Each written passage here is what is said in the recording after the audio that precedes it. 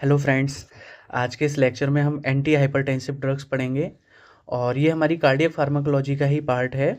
इससे पहले हमने कंजेस्टिव हार्ट फेलियर के बारे में पढ़ा और उसकी सारी ड्रग्स भी कवर की।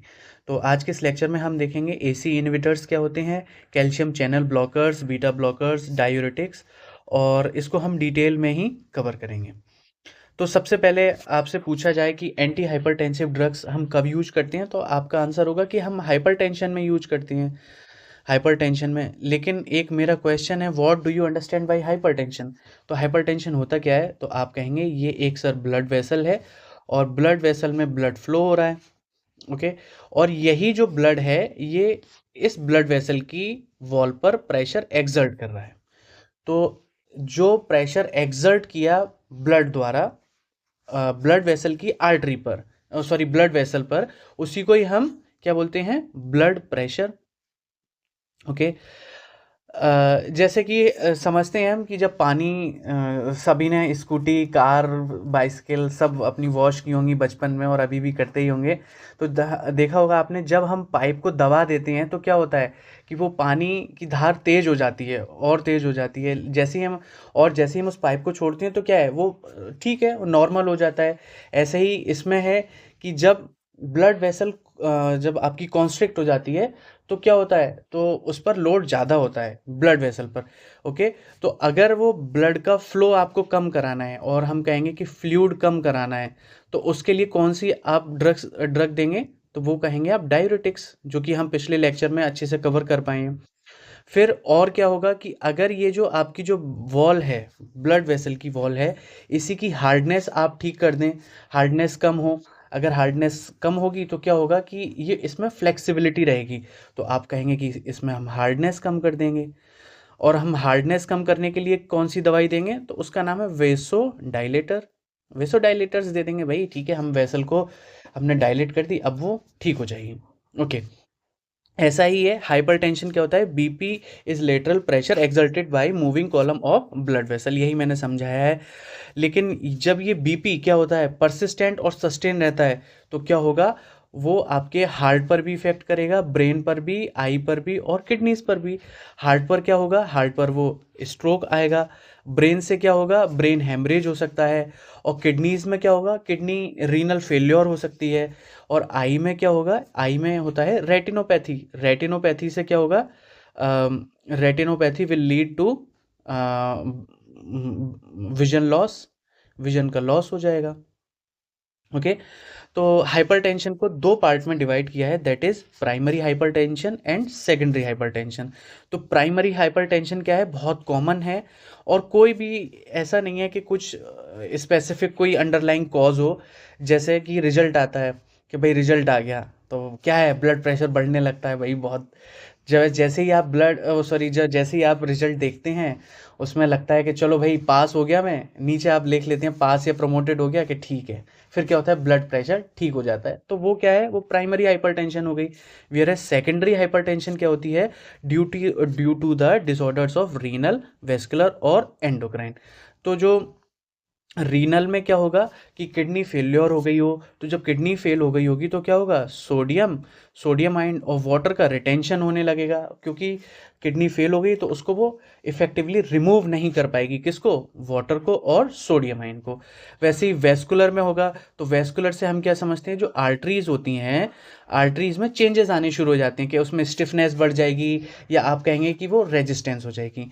और in case of endocrine, endocrine में क्या होगा कि जो हार्मोनल इम्बैलेंस हैं उसकी वजह से भी हाइपरटेंशन कॉज हो सकती है। तो समझते हैं हम।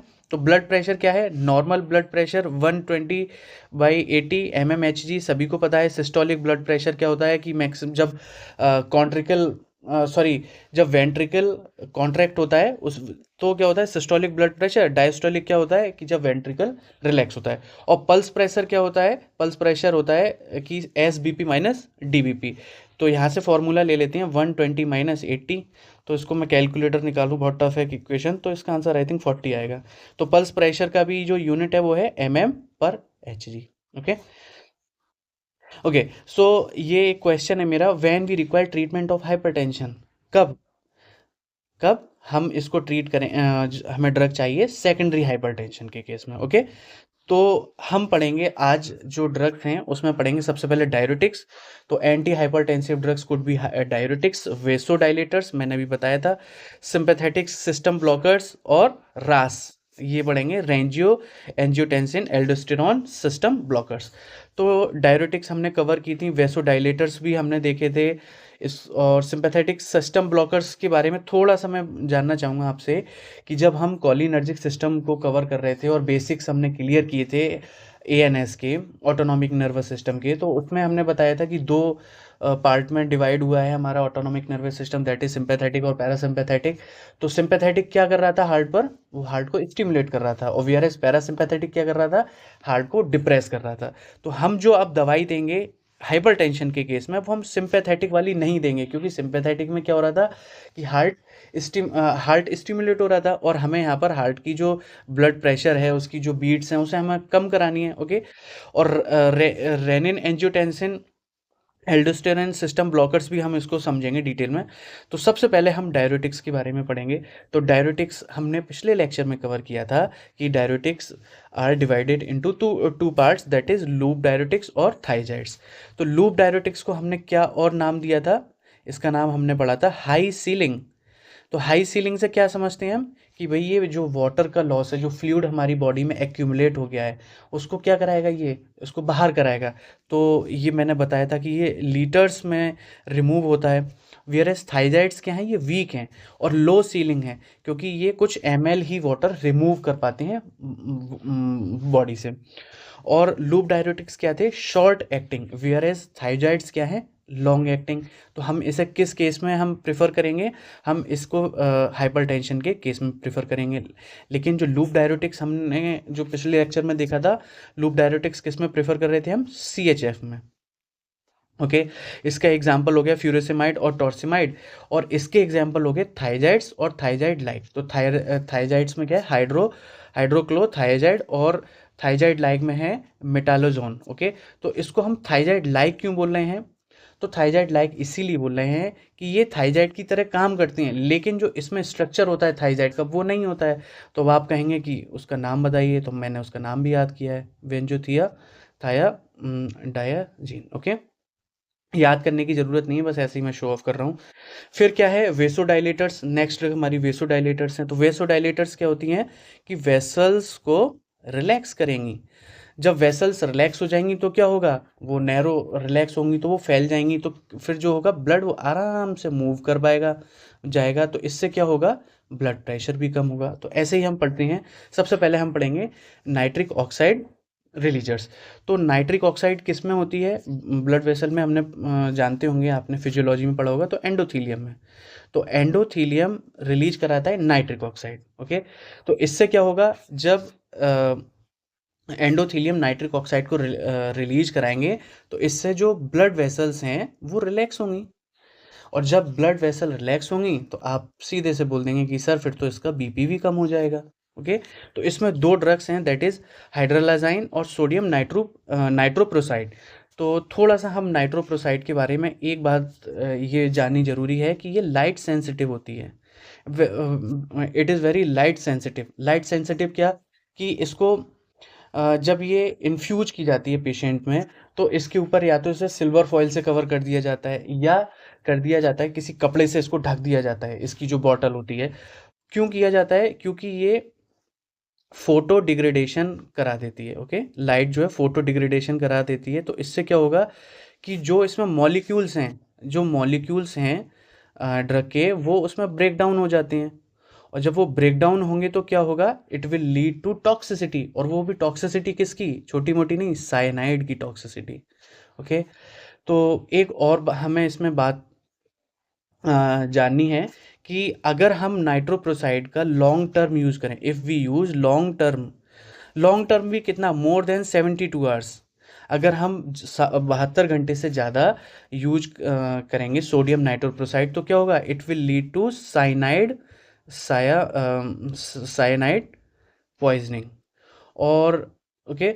और साइनाइड पॉइजनिंग का एंटीडोट बताइए, कुछ आता है, नहीं तो अब याद रखेंगे, इसका नाम है हाइड्रोक्सो कोबालामाइन। ठीक है, ये है यहाँ पे। नेक्स्ट वेसोडाइलेटर्स में नेक्स्ट जो ड्रग रहेंगी वो हैं पोटेशियम चैनल ओपनर्स। तो पोटेशियम चैनल ओपनर्स से क्या होगा, थोड़ा सा हम समझेंगे कि जो पोटेशियम चैनल ओपनर्स हैं वो क्या करते हैं, vasodilation. Whereas calcium channel openers, calcium channel क्या करते हैं, वो वेसो कॉन्स्ट्रिक्शन करते हैं। थोड़ा सा बस समझने के लिए अभी यहाँ समझिए। जो इसमें तीन जो ड्रग्स हैं उसको हम कैसे याद करेंगे, एमडीएच, जो एमडीएच के मसाले आते हैं। तो एमडीएच के मसाले आते हैं तो इसमें सबसे पहली ड्रग है मिनॉक्सिडिल। तो मिनॉक्सिडिल के बारे में एक बात हमें ये जाननी है कि ये एक प्रोड्रग है, ओके। और ये प्रोड्रग है तो इसकी जो एक्टिव फॉर्म है वो होगी मिनॉक्सिडिल, मिनॉक्सिडिल सल्फेट। और जो इसका जो साइड इफेक्ट है वो क्या है, साइड इफेक्ट भी बोल सकते हैं, थोड़ा सा समझते हैं कि मिनॉक्सिडिल सल्फेट जो मिनॉक्सिडिल है वो क्या कराती है, वो हेयर ग्रोथ कराती है। हेयर ग्रोथ कराएगी तो हम किसी पर्सन में एलोपेशिया है, उसके बाल झड़ रहे हैं, तो हम उसको ये ड्रग प्रिस्क्राइब कर सकते हैं। वेयर एज जो फीमेल्स हैं उसमें ये दिक्कत करेंगी, उनमें वो दाढ़ी मूछें आने लगती हैं लड़कियों में, और मुझे नहीं लगता कि कोई भी दाढ़ी मूछे वाली गर्लफ्रेंड को चूज़ करेगा।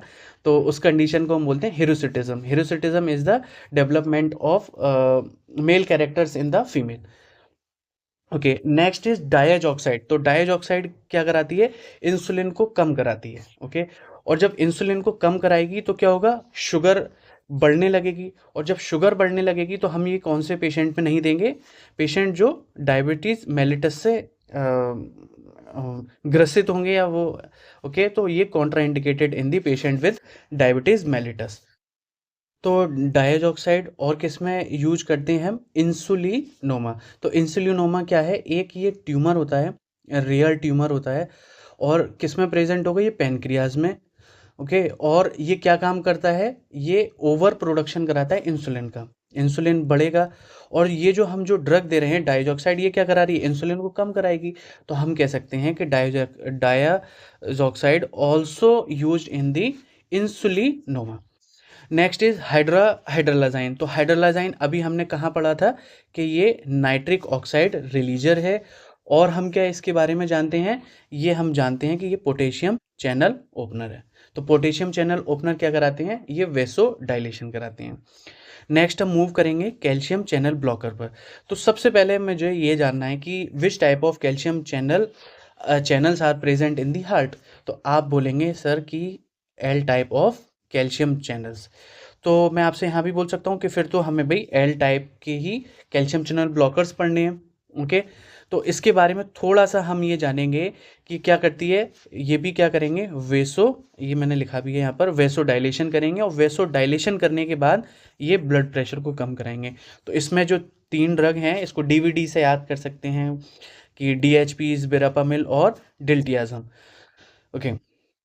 तो अगर आपसे पूछा जाए is there any side effect of this class of drug, तो आप बिल्कुल बोलेंगे यस। तो सबसे पहले इसका जो साइड इफ़ेक्ट होगा वो होगा हेड एक, सर में दर्द होना। दूसरा क्या हो सकता है, गम हाइपरट्रॉफी, ये एक इसका स्पेसिफिक इसका स्पेसिफिक साइड इफ़ेक्ट है, okay. So next is D1 agonist. तो D1 एगोनिस्ट में हमने पढ़ा था एक ड्रग का नाम जो कि है फिनोल डोपाम। तो फिनोल डोपाम में एक मैंने ट्रिक भी बताई थी कि फिनोल डोपाम क्या क्या सिक्रीट कराएगी, वो कराएगी डोपामीन। क्योंकि OL से क्या है, OL से हमने समझा था ओनली ओनली डोपामीन। तो ये क्या पढ़ा था हमने, ये कैटाकोलामाइन था, ओके। और इसको कैसे हम रूट ऑफ ड्रग एडमिनिस्ट्रेशन क्या था इसका, वो था IV। क्योंकि कैटाकोलामाइन हमने कभी भी ओरली नहीं दिए थे, अगर याद हो आपको। फिर उसके बाद इसको यूज क्या है, इसका यूज है इमरजेंसी हाइपरटेंशन, ओके। तो fenoldopam is a catecholamine and we administer this from IV route, or we use this in emergency hypertension. So next is sympathetic system blockers. तो sympathetic system blockers से क्या समझते हैं, सबसे पहले आप मुझे बताएंगे sympathetic system का हार्ट पर क्या इफेक्ट था। तो आप बोलेंगे कि हार्ट को स्टिमुलेट कराता था ये sympathetic system। तो हम हाइपरटेंशन के केस में हम नहीं चाहेंगे कि हार्ट और स्टिमुलेट हो, तो हम क्या करेंगे कि सिंपैथेटिक सिस्टम को हम ब्लॉक कर देंगे। कैसे करेंगे, सिंपैथेटिक सिस्टम ब्लॉकर्स दे देंगे। तो ये यहाँ पर जो हार्ट रेट बढ़ रही थी वो कम होनी शुरू हो जाएगी। तो सबसे पहले just I want to revise sympathetic system. तो सिंपैथेटिक सिस्टम के लिए सबसे पहले आपको पता होगा कि सिंपैथेटिक सिस्टम कहाँ से ओरिजिनेट हो रहा था, वो रहा था थोरैको लंबर रीजन से। फिर यहाँ पर गैंग्लियन बन रहे थे और ये जंक्शन को हमने पढ़ा था नर्व टू नर्व जंक्शन। और जो यहाँ पर जो इफेक्टर ऑर्गन्स पे जो न्यूरोट्रांसमीटर्स थे वो हमने क्या पढ़े थे, नॉर एड्रीनलिन। वेयर एज यहाँ पर क्या पढ़े थे, एसिटाइल कोलिन। यहाँ ये भी था, ऐसे सब करके मैं नहीं सब समझा पाऊंगा। ओके, तो हमने यहाँ से ये समझा। फिर थोड़ा सा ये नॉर एड्रीनलिन हमने ये भी पढ़ा था कि बनता कैसे है नॉर एड्रीनलिन। तो सबसे पहले पढ़ा था कि टायरोसिन था, टायरोसिन एंटर करेगा न्यूरॉन में और न्यूरॉन में फिर ये डोपा बनाएगा, डोपा से फिर डोपामीन बनेगा और डोपामीन फिर क्या करेगा, ये नॉर एड्रीनलिन को बनाएगा वेसाइकल में। और फिर इस नॉर एड्रीनलिन का एक्सोसाइटोसिस हो जाएगा, एक्सोसाइटोसिस, और ये नॉर एड्रीनलिन बाहर आ जाएगा और ये पोस्ट सिनेप्टिक जो नर्व फाइबर्स, नर्व पर जो रिसेप्टर्स हैं, इनको ये स्टिमुलेट कराएगा। ये हमने पढ़ा था। और अल्फा 2 क्या पढ़ा था हमने, अल्फा 2 क्या था, इसको हमने ये कैसे पढ़ा था कि ये ब्रेक लगाता है। ब्रेक की स्पेलिंग BRAKE, ब्रेक लगाता है। ब्रेक किसका लगाएगा, ये नॉर एड्रीनलिन का ब्रेक लगाएगा। ओके, तो इसी में ही हम दवाइयाँ जो हैं, जो सिंपैथेटिक सिस्टम ब्लॉकर हैं, उसको हम पढ़ने की कोशिश करेंगे। सबसे पहले हम पढ़ेंगे गैंग्लियन ब्लॉकर्स। तो देख लेते हैं कहाँ थी गैंग्लियन ब्लॉकर्स, तो इसको आप ब्लॉक करेंगे। ओके, तो गैंग्लियन ब्लॉकर्स क्या हैं, ganglion blockers are receptor antagonist. तो एंटागोनिस्ट से तो आप समझते हैं कि जो एंटी बात करे उसके उल्टा काम करे, दीज आर दी एंटागोनिस्ट। तो इसमें जो दो दवाई हैं वो हैं ट्राईमेथापेन और हेक्सामेथोनियम। तो ये दोनों क्या करती हैं, ब्लॉक कराती हैं पैरासिम्पैथेटिक और सिंपैथेटिक नर्वस सिस्टम को। लेकिन हमें क्या करना था, केवल और केवल सिंपैथेटिक नर्वस सिस्टम को ब्लॉक करना था। लेकिन ये दोनों दवाइयाँ क्या करा रही हैं, ये पैरासिम्पैथेटिक नर्वस सिस्टम को भी ब्लॉक करा रही हैं। तो फिर इसके साइड इफ़ेक्ट्स क्या होंगे, इसके साइड इफ़ेक्ट ड्राई माउथ होगा, वेसोडाइलेशन होगा और यूरिनरी रिटेंशन होगा, जो कि हम नहीं चाहते हैं कि हाइपरटेंशन के पेशेंट में यूरिनरी रिटेंशन हो। हम चाहते हैं कि यूरिनरी का आउटफ्लो बढ़े ताकि जो फ्लूइड है उसकी बॉडी में वो निकल जाए बाहर। ओके, तो लेकिन अब जब ये इतना सब कुछ हमने पढ़ लिया तो थोड़ा सा एक पॉइंट हम इसमें ये याद रखेंगे कि these drugs used in the poisoning of nicotine. Okay, तो हम ऐसे लिख सकते हैं, निकोटीन पॉइजनिंग में हम इसको यूज करते हैं। बस सिंपल है ये। नेक्स्ट क्या है, सिंपैथेटिक न्यूरॉन ब्लॉकर्स। तो सिंपैथेटिक न्यूरॉन ब्लॉकर्स में कुछ ज़्यादा नहीं याद करना है, ये 3 दवाई हैं, रेजरपेन है, ग्वानिथिडीन है और मी टायरोसिन है। तो these are the drugs which block the sympathetic nervous system. Okay, next is alpha agonist. तो एल्फा एगोनिस्ट हमने क्या पढ़ा था, ये ब्रेक। तो जब नॉर एड्रीनलिन आ रहा है और हम ब्रेक लगाते हैं तो क्या होगा, नॉर एड्रीनलिन का सिक्रीशन कम होगा। जब नॉर एड्रीनलिन का सिक्रीशन कम होगा तो सिंपैथेटिक एक्टिविटी भी कम होगी। जब सिंपैथेटिक एक्टिविटी कम होगी तो हार्ट भी स्टिमुलेट कम होगा। जब हार्ट स्टिमुलेट कम होगा तो क्या होगा, डायरेक्टली ब्लड प्रेशर भी कम हो जाएगा। ओके, तो इसमें जो दो दवाइयाँ हैं दैट इज़ क्लोनेडिपिन और मिथाइल डोपा। तो मिथाइल डोपा के बारे में एक मैं आपको बताता हूँ, methyl dopa is a prodrug. Okay, और जो मिथाइल डोपा का एक साइड इफ़ेक्ट है वो है हीमोलिटिक एनीमिया। ओके, ओके, और इनको हम प्रेगनेंसी में ऑब्वियस है नहीं देंगे। और क्या इनका साइड इफ़ेक्ट होगा इन दोनों ड्रग्स का, वही ड्राई माउथ करा सकती हैं ये, और सेडेशन। तो both these drugs can do side effect, dry mouth और सेडेशन। और मिथाइल डोपा के केस में हमें क्या याद करना है, हीमोलिटिक एनीमिया। नेक्स्ट मूव करेंगे हम अल्फा एंड बीटा ब्लॉकर्स। तो ये दोनों क्या करते हैं, सिस्टोलिक ब्लड प्रेशर को कम कराएंगे और रेनिन को भी कम कराएंगे। रेनिन का सिक्रीशन कम होगा तो ब्लड प्रेशर भी कम होगा। नेक्स्ट इसमें जो ड्रग है वो है लालबीटालॉल।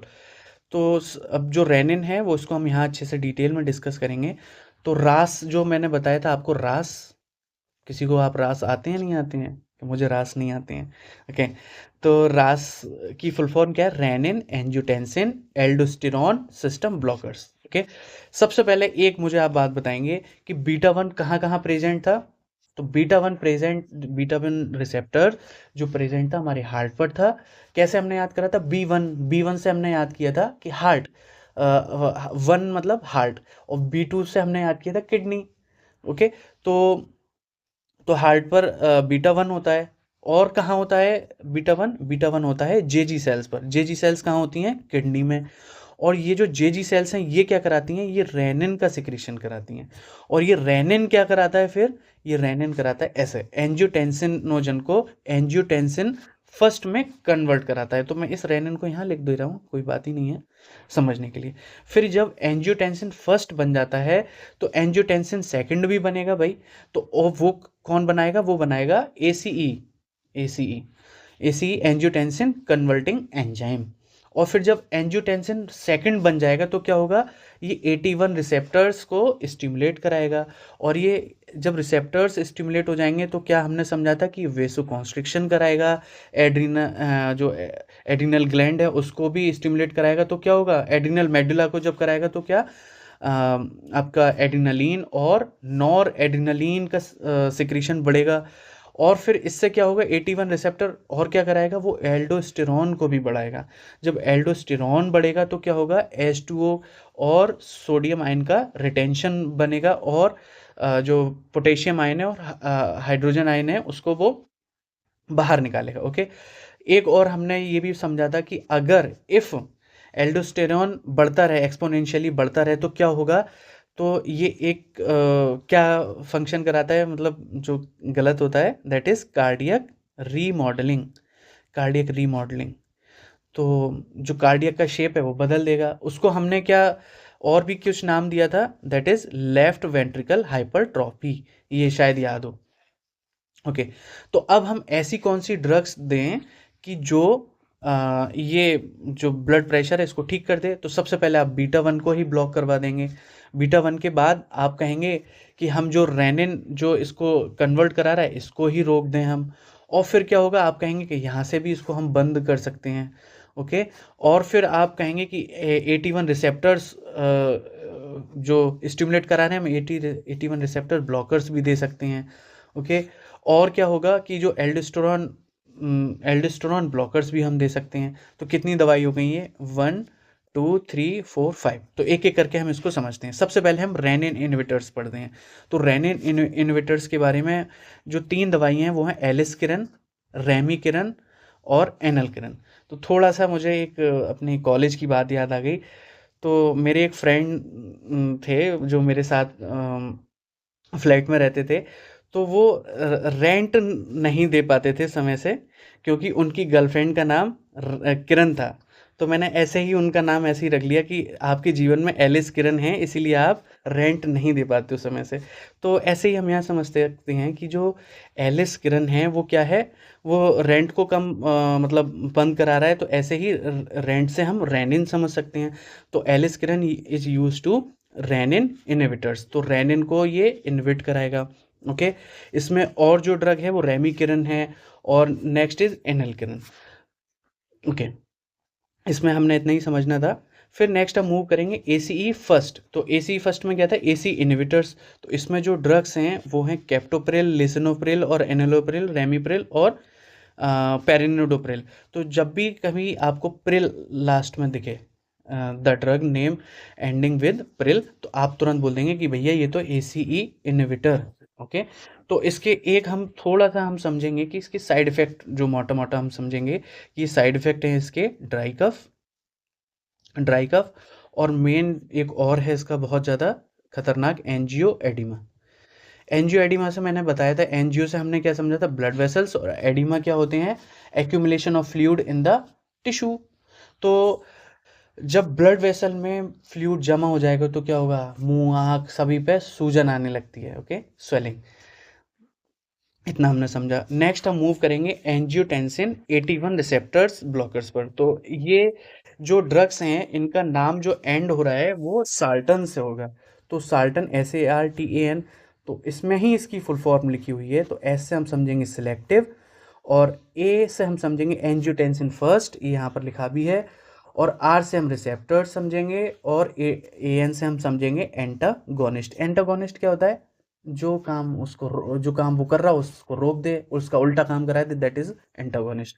तो सबसे पहले इसमें जो ड्रग है लॉसार्टन, वालसार्टन, टेलमिसार्टन, एर्बिसार्टन और इप्रोसार्टन। तो टेलमिसार्टन बहुत सुना होगा आपने, कोई ना कोई कहीं ना कोई दिख ही जाता होगा जानने वाला कि भाई ब्लड प्रेशर बढ़ा हुआ है तो हम उन्हें टेलमिसार्टन देते हैं। तो टेलमिसार्टन अब से आप याद रखेंगे कि टेलमिसार्टन इज अ एंजियोटेंसिन में भी 81 रिसेप्टर ब्लॉकर है। ओके, तो थोड़ा सा हम कुछ जानेंगे टेलमिसार्टन के बारे में। तो टेलमिसार्टन के क्या है, दो एक्शन है, डुअल एक्शन है इसके। दैट इज, सबसे पहले तो एआरबी ब्लॉकर है, ये आपको पता ही है। तो एआरबी ब्लॉकर क्या करेगा, ब्लड वेसल को रिलैक्स कराएगा और ब्लड प्रेशर को कम करा देगा। यही हम इतनी देर से पढ़ते आ रहे हैं। एक और है इसका काम जो कि है पीपीएआर, गामा एक्टिविटी को बढ़ाता है ये। तो उसमें क्या काम करेगा, ये डिसलिपिडीमिया को भी ठीक करेगा। ये हम नेक्स्ट जो वीडियो आएगी हमारी उसमें हम जो एंटी डिसलिपिडीमिक ड्रग हैं वो हम पढ़ेंगे उसमें अच्छे से। और किस में ये हेल्प करता है, ये इंसुलिन का रेजिस्टेंस के लिए। तो इंसुलिन के लिए जो रेजिस्टेंस हो जाता है उसको भी ठीक करता है टेलमिसार्टन। तो उसमें इंसुलिन में रेजिस्टेंस कैसे ठीक करेगा, जो अनरेगुलेटेड जीन्स होते हैं जैसे कि ग्लूट4 और एडी एडिपोनेक्टिन, तो इनको वो ठीक करता है। ओके, ये भी हम उसमें डायबिटीज़ मेलिटस में हम इसको अच्छे से कवर करेंगे। नेक्स्ट जो ड्रग है वो है लॉसार्टन। तो लॉसार्टन क्या है, हाई ब्लड प्रेशर को कम करेगी। जब हाई ब्लड प्रेशर कम होगा, कैसे कम होगा, वो जो ब्लड वेसल हैं वो वाइड हो जाएंगी, चौड़ी हो जाएंगी। इससे क्या होगा, इम्प्रूव होगा ब्लड फ्लो। और जब इम्प्रूव होगा ब्लड फ्लो तो जो हार्ट पर जो लोड पड़ रहा था, इतना ज़्यादा उसके पास काम था, वो कम होना शुरू हो जाएगा। और ये किस काम में यूज होती हैं, जिस पेशेंट में यूरिक एसिड बढ़ जाता है, हाइपर यूरिसीमिया हो जाता है, उस पेशेंट में भी हम लॉसार्टन दे देते हैं।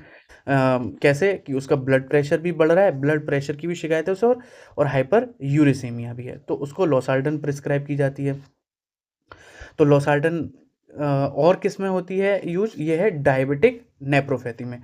तो डायबिटिक नेप्रोपैथी क्या होती है, slow progression of kidney disease in patient with type 2 diabetes mellitus. Okay, next हम समझेंगे एल्डोस्टेरॉन एंटागोनिस्ट। तो एल्डोस्टेरॉन एंटागोनिस्ट में भी दो ड्रग हैं, स्पाइरोनोलैक्टोन और एप्लीरोनॉन। तो ये हमने जो स्पाइरोनोलैक्टोन थी वो हमने पिछले क्लास में भी पढ़ी थी। क्या पढ़ी थी, एक तो हम इसको पढ़ रहे थे पोटेशियम स्पेयरिंग डायरेटिक्स है। तो spironolactone is only diuretics which spare the potassium ion to remove from the body. जैसे कि जब पिछली क्लास में हमने डायरेटिक्स पढ़े और अब वहाँ आगे भी पढ़ेंगे, उसमें मैंने बताया था कि सारे ही जो एलिमेंट्स होते हैं वो बॉडी से वो रिमूव कराते हैं, मेजर मेजर, जैसे कि सोडियम आयन हो गया, पोटेशियम आयन हो गया। ओके, लेकिन स्पाइरोनोलैक्टोन एक अकेला एक ऐसा डायरेटिक है जो पोटेशियम को नहीं बाहर रिमूव कराता है। ओके, एक इसके बारे में ये हमने जाना। और दूसरा क्या है, एंटी एंड्रोजन होती है। ये एंटी एंड्रोजन होती है, तो ये मेल में क्या कराएगा, बताया था मैंने, ये गायनेकोमेस्टिया कराएगा। गायनेकोमेस्टिया क्या होता है, डेवलपमेंट ऑफ चेस्ट, मतलब थोड़े से वो चेस्ट बड़ा हो जाता है, 56 इंच वाला नहीं, फीमेल की तरह गायनेकोमेस्टिया हो जाता है। और ऐसे ही ये फीमेल में भी क्या कराएगा कि जिस भी मतलब जो फीमेल है उसके हेयर आ रहे हैं, हिरुसिटिज्म है, अभी पढ़ा था हमने हिरुसिटिज्म, उस केस में एंटी एंड्रोजन अपना ये स्पाइरोनोलैक्टोन काम करेगा। तो एंटी एंड्रोजन जो उनके दाढ़ी मूंछ आ रही होंगी वो कम कराएगा स्पाइरोनोलैक्टोन। वेयरएज ये जो है ये भी एपिलोरोनोन ये प्रिस्क्राइब करवाते हैं। ओके ओके, नेक्स्ट है मैनेजमेंट ऑफ हाइपरटेंशन। तो हाइपरटेंशन का मैनेजमेंट क्या है, फर्स्ट लाइन ड्रग्स कौन कौन सी हैं, ए सी डी। तो ए सी डी में हमने तो जो पढ़ा था कि ए बी सी डी पढ़ा था हमने, तो उसको हम थोड़ा समझेंगे। तो ए से हम क्या करेंगे, ए से समझेंगे हम ए सी ई इनहिबिटर्स और ए आर बी था। और सी से हमने क्या पढ़ा था, कैल्शियम चैनल ब्लॉकर्स, और डी से डायरेटिक्स। लेकिन अब बी कहाँ गया, तो बी से हमने क्या पढ़ा था, बीटा ब्लॉकर्स। तो बीटा ब्लॉकर्स पहले था, लेकिन beta blockers were removed from the first line treatment for hypertension because they are less effective at preventing strokes and cardiac vascular events. Okay, तो इसीलिए इसको बीटा ब्लॉकर्स को अब यूज नहीं करते हैं in the management of hypertension. तो आज की इस पूरी क्लास में हमने अच्छे से समझा कि हाइपरटेंशन क्या होती है। फिर हाइपरटेंशन के बाद हमने सारी जो ड्रग्स होती हैं, कौन कौन सी ड्रग्स थी एक बार ध्यान से हम पढ़ लेते हैं। कौन सी थी? डायरेटिक्स थे, वेसोडाइलेटर्स थे, फिर पढ़े थे हमने सिंपैथेटिक सिस्टम ब्लॉकर्स थे, और फिर उसके बाद लास्ट में हमने क्या पढ़ा था? रास पढ़ा था। रास Rust renin angiotensin aldosterone system blockers पढ़े थे। ओके, तो ये सारी हमने दवाइयाँ पढ़ी अच्छे से। तो होपफुली आपको ये सब अच्छा लग रहा होगा, और अच्छा लग रहा है तो बार बार इसको रिवाइज करें, और सच में ही अच्छा लग रहा है तो you can share with your friends as well. Okay, thank you so much. जय श्री माता।